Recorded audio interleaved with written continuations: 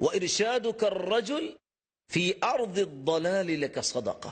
ایک بھائی بھولا ہوا، اس کو رستے کا پتہ نہیں ہے، اس کو کہنا بھائی یہاں سے آپ رائٹ جائیے گا، وہاں سے لیفٹ جائیے گا، اور وہاں آپ کا مقام آ جائے گا.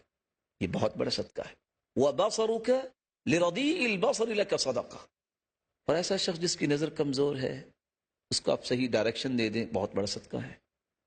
بلکہ رسول اللہ صلی اللہ علیہ وسلم نے فرمایا من کمہ اعمى عن الطریق، جو کسی کو جان بوجھ کے نابینے کو غلط راستے پہ چلاتا ہے، اس پہ اللہ کی لعنت. اور سوچنے کی بات ہے، جو نبینے کو دنیا کا راستہ بتاتا ہے، اس پہ اللہ کی لعنت ہے. تو جو شخص دنیا کو آخرت کا راستہ غلط بتا دے، اس پہ کیا ہوگا؟ رسول اللہ صلی اللہ علیہ وسلم نے فرمایا جب دو مسلمان آپس میں ملتے ہیں، ما من مسلمین یلتقیان فیتصافحان الا غفر لهما قبل ان يتفرقا. جب دو مسلمان آپس میں ملتے ہیں، خندہ پیشانی سے اور مصافحہ کرتے ہیں، دونوں کے ہاتھ جدا بعد میں ہوتے ہیں اور دونوں کے گناہ پہلے معاف ہو چکے ہوتے ہیں. کتنی بڑی سعادت ہے، اور اسلامی اخوت کا تقاضا بھی ہے. انسان اس طرح اپنی محبت کو مضبوط بھی کرتا ہے.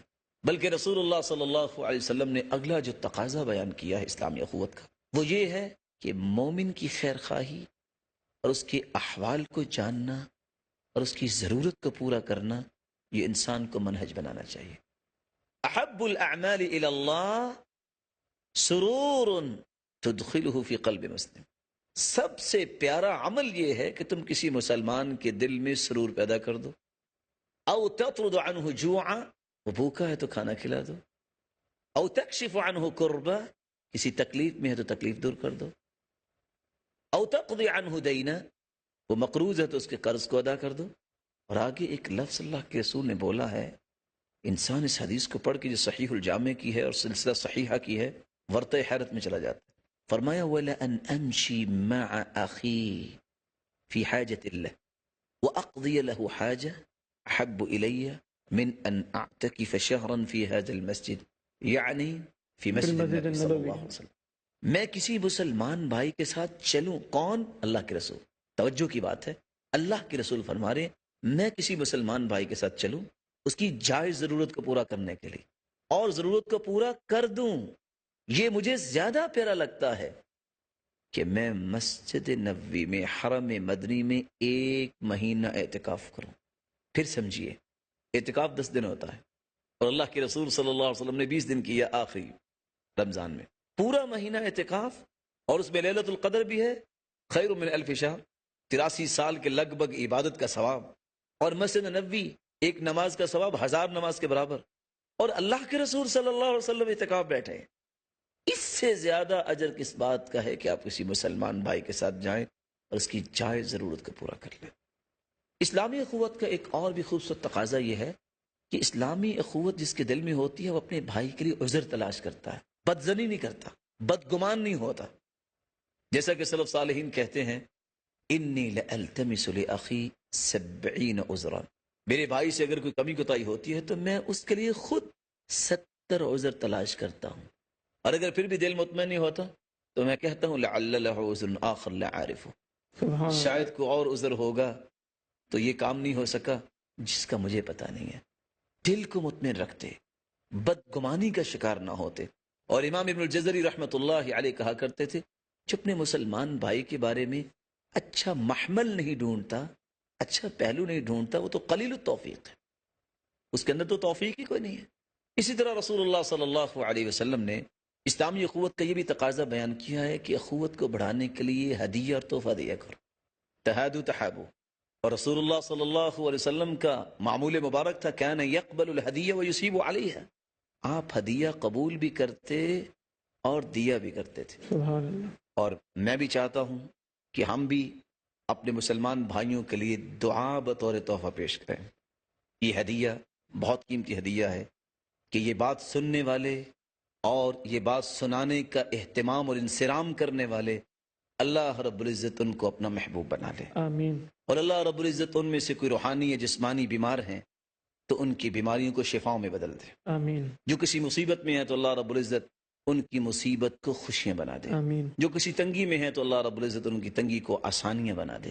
اللہ رب العزت ان میں کوئی صاحب اولاد ہیں تو ان کی اولادوں کو نیک بنا دے، آمین. دست و بازو بنائے، آمین. آنکھوں کی ٹھنڈک بنائے اور صدقہ جاریہ بنائے. اور اللہ رب العزت جو بے اولاد ہیں ان کی جھولیوں کو بھی بارونق بنا دے، آمین اور جو صاحب مال ہیں اللہ رب العزت ان کے مال و دولت میں برکت فرمائے، آمین ان کو فتن اور آزمائشوں سے بچائے آمین اور ان کو تقوی نصیب فرمائے، اور جو مقروض ہے اللہ ان کی غیبی خزانے سے مدد فرمائے، آمین اور جو بے روزگار ہے اللہ رب العزت ان کو بھی تونگر بنائے، آمین اور اللہ رب العزت ہمیں جب تک رکھے ایمان سے رکھے، اور جب بلائے تو ایمان کی خوبصورت کیفیت میں بلائے، آمین جس طرح آج ہم اللہ کے دین کے لیے جمع ہیں، اللہ رب العزت ہمیں جنت الفردوس میں جمع فرمائے۔ آمین میں نے یہ دعا کرنا کیوں پسند کی؟ کیونکہ اسلامی اخوت کا تقاضا یہ ہے، من استغفر للمؤمنین والمؤمنات کان له بكل مؤمن ومؤمنۃ حسنہ، جو بندہ مسلمانوں کے لیے اتنی دعا کر دیتا ہے اللہم اغفر للمؤمنین والمؤمنات، اے اللہ مومن مردوں کو معاف کر دے اور مومن عورتوں کو معاف کر دے، کان له بكل مؤمن ومؤمنۃ حسنہ، جتنے کائنات میں مرد مومن اور عورتیں مومنہ ہوتی ہیں اتنی تعداد میں اس کو اللہ نے کیا عطا کر دیتے ہیں۔ آج ایک محتاط اندازے کے مطابق 1.5 ارب مسلمان ہیں، تو اللہم اغفر للمؤمنین والمؤمنات کہنے سے اگر کسی کو 1.5 ارب نیکیاں مل جائیں تو اور کیا چاہیے؟ اور یہ اسلامی اخوت کا تقاضا ہے۔ 10واں، مسلمان کے لیے دعا کرے۔ دعوت المرء المسلم بظهر الغیب مستجابہ عند رأسه ملک موکل كلما دعا لأخيه بظهر الغیب قال الملک الموکل آمین ولک بمثل۔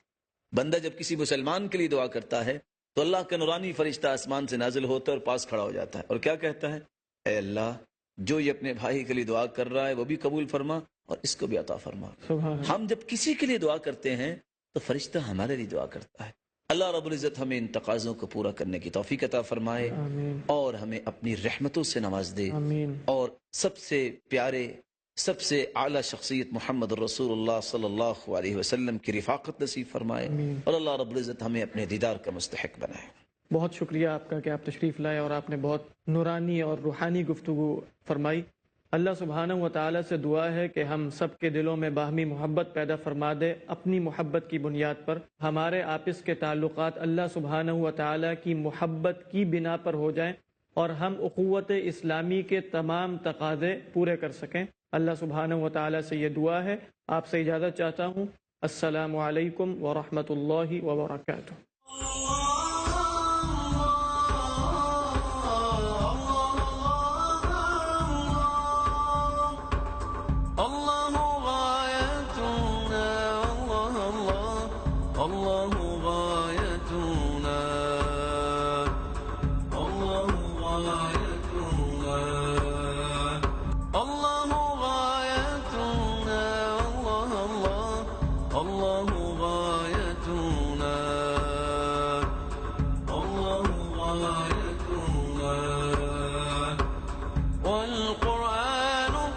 دستورنا والقرآن دستورنا